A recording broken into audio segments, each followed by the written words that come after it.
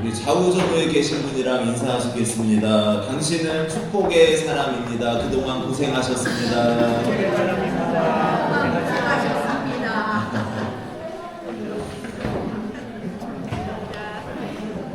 네, 우리 5월은 가정의 달입니다. 그래서 첫째 주일은 어린이 주일로 지키고 오늘 둘째 주일은 어버이 주일로 지킵니다. 우리의 가정이 삶 속에서 하나님의 평안이 넘치고 또 은혜가 넘치시기를 주님의 이름으로 축복합니다. 가정에 또 교회에서 이 평안과 기쁨이 넘치기 위해서 필요한 것이 무엇인가? 그것은 격려죠, 격려. 서로를 격려하고 이 인생의 여정 속에서 함께 믿음으로 이겨내 나가는 것, 이런 일이 필요합니다. 오늘 말씀을 통해서 히브리서 저자는 우리 모두가 다 믿음의 경주를 하고 있다, 이렇게 이야기를 하고 있어요. 믿음의 경주입니다.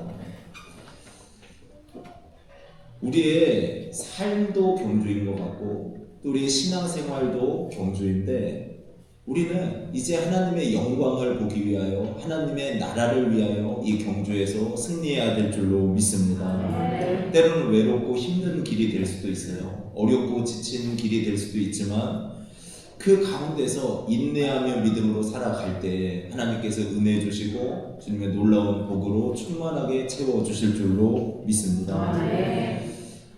우리가 이 믿음의 경주를 잘하기 위해서 필요한 것 3가지에 대해서 오늘 말씀을 나누는데, 첫 번째는 격려라는 거예요. 격려가 우리의 삶 속에는 반드시 필요합니다. 예전에 집사람이랑 한번 사소한 일로 다툰 적이 있습니다. 근데 아내가 평소 같으면은 그렇게 이야기를 해요. 여보, 천국 가서도 우리 같이 살아요. 이렇게 고백을 하거든요. 그런데 그날따라 집사람이 그럽니다. 나는 다시 태어나면 당신이랑 다시는 결혼 안 할 거야. 처음에는 뭐 그냥 그렇겠거니 하고서 넘어갔는데 그 말이 속상한 거예요. 어떻게 그런 말을 할 수 있지? 그런 생각이 들었습니다. 보통 그럽니다. 남편분들은 다시 태어나면 나랑 같이 살 거냐 이렇게 물어보면은 남편분들은 아내랑 같이 산다 그래요. 옆에 물어보세요. 부부 계시는 분들 같이 살 겁니까? 근데 이상하게 여자분들은 물어보잖아요. 그러면은 같이 산다는 분이 제가 만난 사람 중에 한 95%는 없더라고요. 이게 누구 잘못입니까? 남자 잘못입니까? 네. 근데 이런 그 말 한마디에 이상하게 섭섭함도 밀려오고 상처도 있는 것을 제가 생각을 하면서 그런 마음이 들었어요. 인생에는 격려가 반드시 필요하다. 이 인생 가운데 외롭고 지치고 힘든 길을 걸어가지만, 그러나 누군가가 나에게 정말 진심 어린 격려를 하고 위로를 해주면 그 격려와 위로를 통해서 일어설 수 있는 힘이 생기기 때문입니다. 근데 믿음의 경주를 하는 성도들도 마찬가지예요. 각자의 고민이 있고 아픔이 있고 문제들이 있습니다. 그 문제를 놓고 우리가 씨름하면서 이 길을 걸어가요. 근데 그때 격려 받으면 다시 일어설 수 있습니다. 근데 오늘 말씀은 이렇게 이야기를 해요. 1절 말씀 우리 같이 한번 읽도록 하겠습니다. 이러므로 우리에게 구름같이 둘러싼 허다한 증인들이 있으니 모든 무거운 것과 얽매기 쉬운 죄를 벗어버리고 인내로서 우리 앞에 당한 경주를 하며. 아멘. 여기에 보니까 믿음의 길을 걸어가는 우리에게 구름같이 둘러싼 허다한 증인들이 있다, 이렇게 말씀을 하고 있습니다. 증인들이 있대요. 여러분 한번 생각을 해보세요. 큰 대형 경기장입니다. 근데 거기에 자기 팀 선수들이 뛰고 있어요. 그러면 우리는 그 우리 팀 선수를 위해서 아주 응원을 하고 그것들이 이기기를 위해서 소리 높여 외칠 겁니다. 이제 26년 북중미 월드컵이 개최되는데 그 월드컵이 되면은 우리나라 응원하실 거예요? 아니면 다른 나라 응원하실 거예요? 예? 우리나라 응원하실 거예요? 일본 응원하실 거예요? 우리나라. 거 봐요. 그러니까 우리나라 선수를 응원한단 말이에요. 근데 이 말씀이 무슨 말씀이냐? 믿음의 증인들이 구름같이 둘러싸서 우리를 지켜보고 있다는 거예요. 믿음의 증인들이. 그들이 우리를 둘러싸고 우리를 응원하고 있음을 증거합니다. 믿음의 경주에서 이겨내라고, 힘들고 어려운 고난의 길이지만 그 길에서 승리하라고 우리를 응원하고 있음을 증거합니다. 여러분, 성경을 읽으면서 한번 말씀을 잘 묵상해 보세요. 강한 장수인 골리앗 앞에서도 하나님을 향한 신실한 믿음을 지켰던 이 다윗의 믿음을 한번 생각해 보십시오. 아, 그렇구나. 나도 그런 강한 믿음으로 이 세상을 살아가야겠구나 위로를 받습니다. 또 다니엘과 세 친구가 풀무불에 빠져도 신앙을 지키는, 하나님만을 경외하는 믿음을 지켰던 모습을 생각하면서 우리의 마음도 그런 거 아닙니까? 그래, 내가 하나님에 대한 마음, 예수 그리스도에 대한 믿음을 변치 않고 지켜야겠구나. 그 믿음으로 우리가 살아갑니다. 격려를 잘해야 돼요. 이제 바람이 많이 부는 날 이제 일을 못 하셔가지고 탁구를 치게 됐어요. 그 밑에서. 그랬는데 제가 서브를 아주 짧게 딱 넣었는데 김대효 권사님이 뽕 차가지고 공이 나갔습니다. 아, 그랬더니 장로님이 그러는 거예요. 목사님, 야비하게 하면 안 돼요. 그 순간 제가 야비한 목사가 됐어요. 근데 그 뒤로 게임이 안 되는 거예요. 야, 이 말 한마디의 영향력이 정말 크구나. 장로님 물론 멋지시고 또 이찬호 권사님이랑 그 상대방을 너무 사랑하셔서 그렇게 하신 거라 생각이 드는데, 여러분, 말 한마디가 그 사람에게 얼마나 큰 힘을 주는지 몰라요. 제가 예전에 이제 중고등부 아이들을 전도사 때 가르치면서 부모 공경에 대해서 이렇게 이야기를 많이 했어요. 우리 창세기 20장 12절을 보면 이렇게 말씀하죠. 같이 읽겠습니다. 여기가 아니네요. 제가 읽어드릴게요. 20장 12절, 내 부모를 공경하라. 그리하면 내 하나님 여호와가 내게 준 땅에서 내 생명이 길리라. 이렇게 말씀을 합니다. 그러면서 아이들한테 이렇게 이야기를 했어요. 부모님이 이제 일을 하면서 나가는 일터에 대해서 너희들이 생각을 해보았느냐. 그 일터는 정말 힘들고 어려운 곳인데 때로는 무시당하고 또 힘들고 지친 그 모든 과정을 겪으면서 너희들이 살아갈 수 있는 기반을 다져주는 분들이 부모님이시다. 그러니까 언제든지 부모님께 잘해드려야 되고 이 말씀을 따라서도 부모님에게 효를 행해야 된다. 그렇게 가르쳤습니다. 또 무엇보다 하나님께서 그 자녀를 허락하도록 해주신 분이 부모님이잖아요. 그렇기 때문에 잘 섬겨야 된다고 가르쳤습니다. 우리는 이 어버이 주일뿐만 아니라 언제든지 부모님에 대해서 감사하는 고백을 하고 또 그분들의 삶을 인정해 줄 수 있는 마음을 가져야 됩니다. 우리 교회에서도 이제 연세가 많으신 권사님, 집사님, 성도님들이 계셔요. 그때 그분들을 우리가 대할 때 어떻게 대해야 되는가? 오늘 배지 받으신 분들 있으시죠? 이 배지가 받으신 것은 만 70세 이상인 분들이 받으신 겁니다. 축하드립니다. 네, 그러면 박수 쳐야 되나요? 다시 한번 쳐주세요. 좀 이따 하면 할 건데요. 예, 만 70세. 근데 이걸 가는 게 기쁘십니까? 안 기쁘십니까? 기뻐요. 아, 예. 다행입니다. 기쁘셔서. 예, 내년에 이제 또 70 되시는 분들이 계신데 기뻐하실 것 같아요. 근데 우리가 연세 많으신 성도님들, 권사님들, 집사님들 그 모습을 보면서 그분들의 삶을 인정해주고 또 그분들의 삶을 통해서 나타난 하나님의 은혜와 역사에 대해서 감사하다고 이렇게 이야기를 해주고 위로해드리고 격려해줄 수 있는 그런 마음이 있기를 소원합니다. 제가 정목교회에서 사역을 할 때 100세에 돌아가신 이복순 권사님이라는 분이 계신데 이분은 99세까지 하나님 앞에 나와서 예배를 드리셨어요. 주일을 얼마나 기다리셨는지 몰라요. 주일마다 때로는 그 앞에 이렇게 끄는 유모차 같은 거 있잖아요. 그거 끌고 나오시고 어떤 날은 지팡이 들고 오시고 그래서 예배를 드리시는데 정말 힘을 다해서 예배를 드리셨습니다. 이제 99세 되셨는데 대표 기도를 시켜야 됩니까? 안 시켜야 됩니까? 빼드려야 되잖아요. 근데 저는 하시라 그랬어요. 이분이 처음엔 그럽니다. 아이고 목사님 나 못해. 내가 어떻게 거기서 기도해.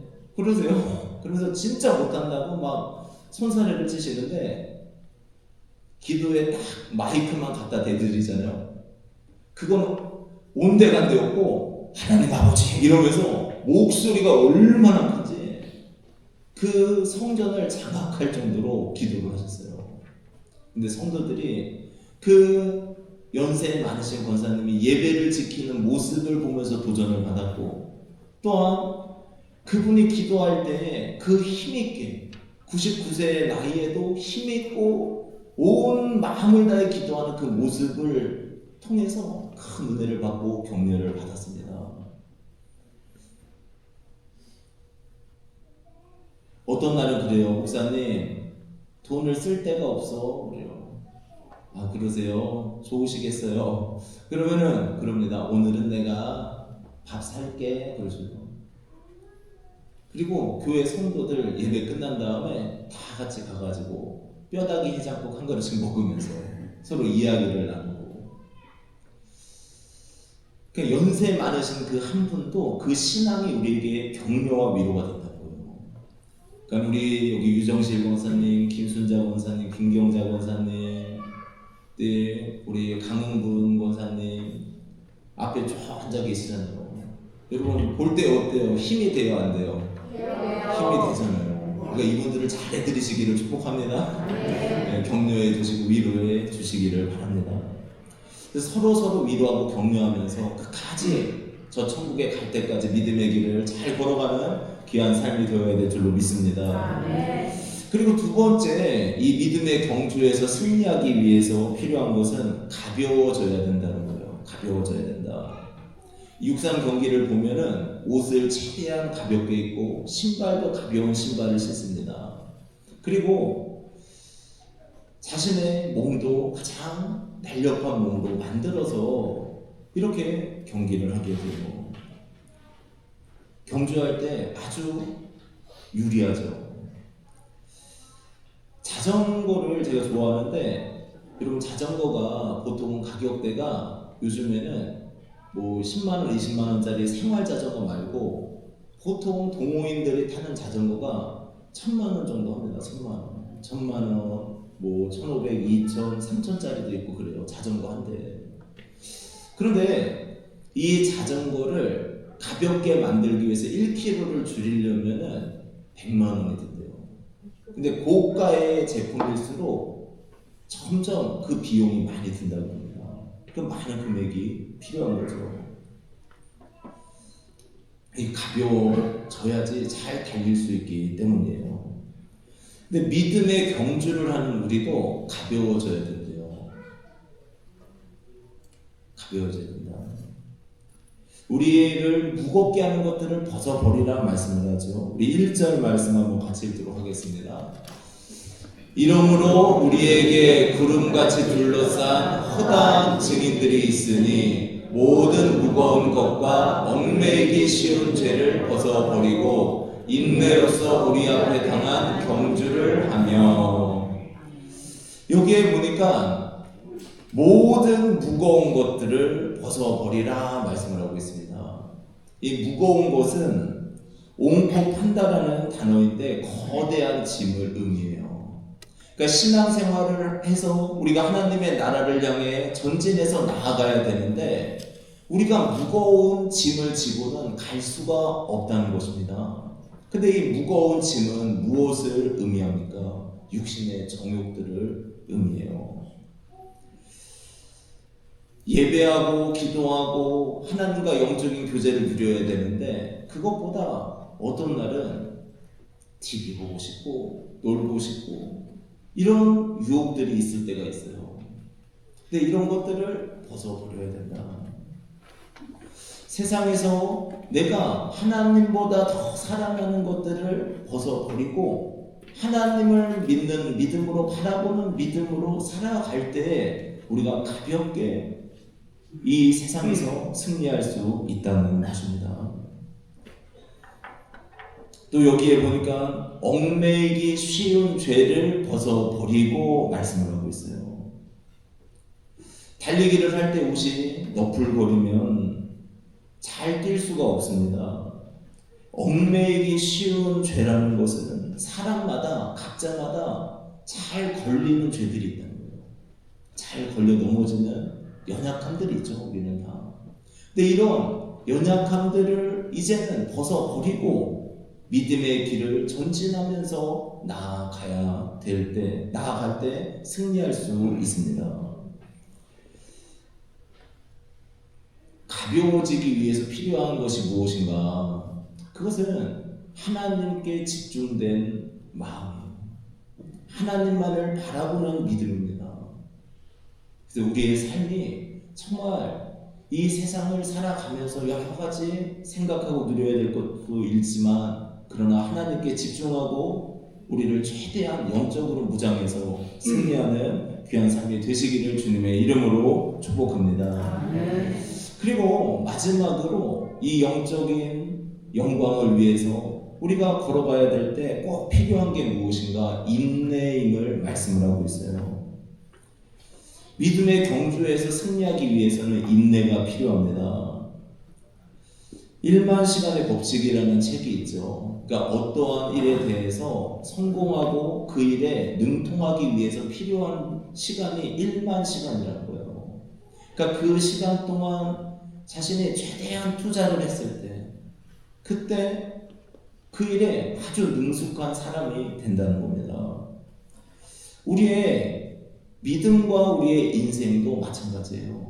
우리가 이 세상을 걸어갈 때 끝까지 믿음으로 인내하고 예수 그리스도를 바라보고 의지하면서 승리해야 될 줄로 믿습니다.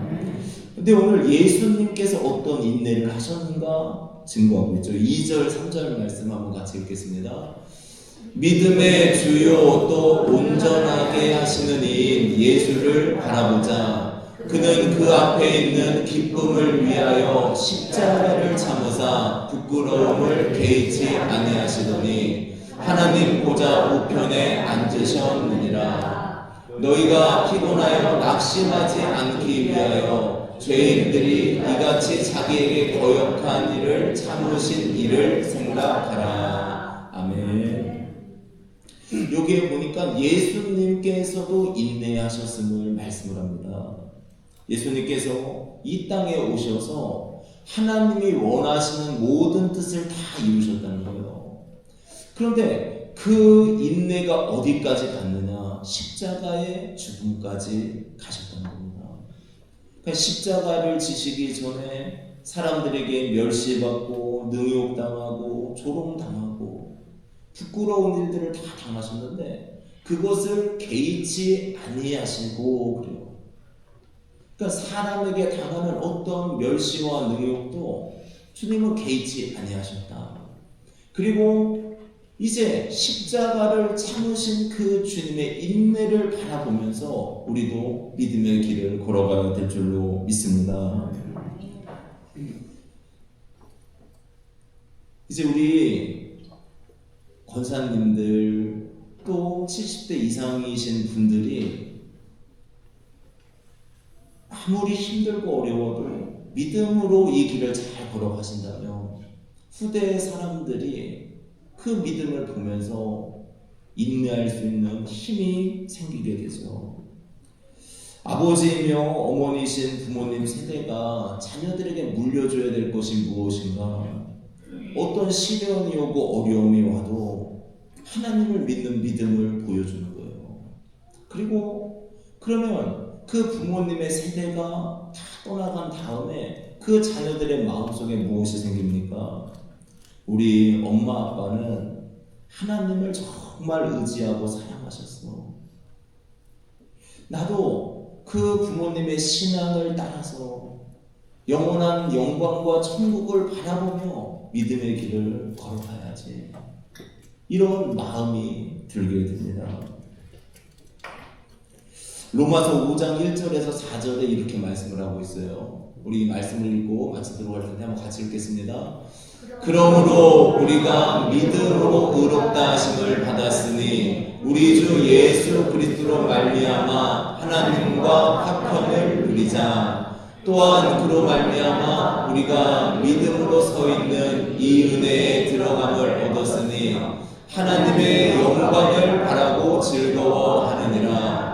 다만 이뿐 아니라 우리가 환난 중에도 즐거워하나니 이는 환난은 인내를, 인내는 연단을, 연단은 소망을 이루는 줄 알미노라. 아멘. 우리가 아무리 힘들고 어려워도 이 믿음의 길을 걸어가는 이유는 무엇이라고 말씀을 하고 있습니까? 하나님의 영광을 바라보고 그 영광에 들어가게 되는 존재라는 것입니다. 이제 우리가 하나님의 영광에 동참하게 되었을 때, 하나님의 나라에 이르렀을 때 하나님께서 우리에게 말씀하시겠죠. 잘했다, 충성했다, 이 믿음의 길을 잘 걸어왔다라고 그 음성을 들을 줄로 믿습니다. 우리는 이 영광된 길을 여러분 인내하시면서 끝까지 예수님의 이름을 지키고 예수 그리스도의 사랑 안에서 승리하시기를 주님의 이름으로 축복합니다. 그래서 오늘 세 가지 말씀을 드렸습니다. 이 믿음은 경주라는 거예요. 신앙은 경주입니다. 그런데 이 신앙 가운데 우리가 잘 인내하며 승리하기 위해서 필요한 것은 첫 번째가 격려라는 거죠. 격려. 그래서 격려해주고 서로를 위로해주고 이 길을 잘 걸어가시기를 축복합니다. 그리고 두 번째로 모든 얽매이기 쉬운 죄를 벗어버리고 이렇게 말씀하고 있어요. 그러니까 우리의 모든 죄와 허물들 또 나의 약함들을 벗어버리고 우리가 믿음의 길을 잘 걸어가셔서 승리하시기를 축복합니다. 그리고 마지막은 인내라는 거예요. 인내. 우리 부모님 세대가 다음 세대에게 보여줄 것은 인내의 믿음입니다.